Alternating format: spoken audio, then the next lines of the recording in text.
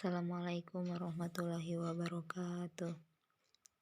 Baiklah, saya di sini akan membahas tentang tren-tren wacana studi Al-Quran dalam pandangan orientalis di Barat.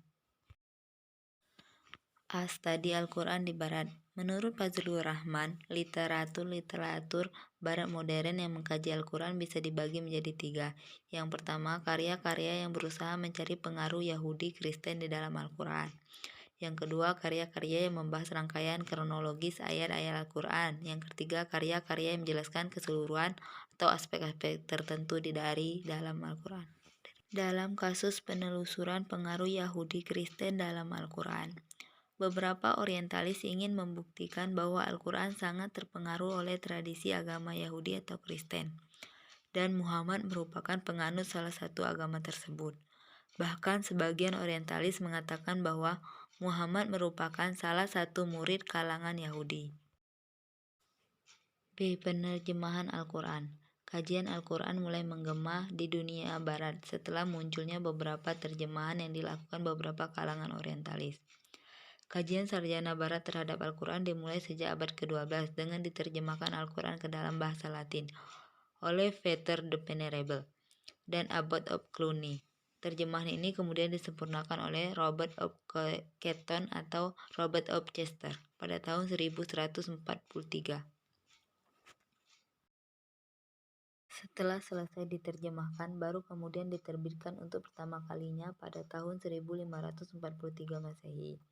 Terjemahan inilah yang menjadi cikal bakal lahirnya berbagai macam terjemahan Al-Quran ke dalam bahasa Eropa. C. Pengaruh Yahudi Kristen terhadap Al-Quran.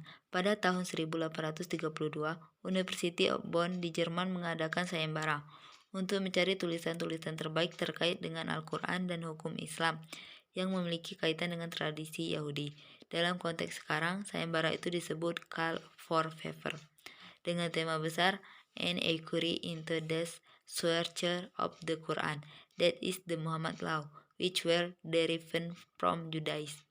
Pemenang Call for Favor tersebut adalah Abraham Geiger yang menulis artikel dengan bahasa Latin kemudian diterbitkan di Jerman dengan judul Was hat Muhammad aus dem Jugend abgenommen.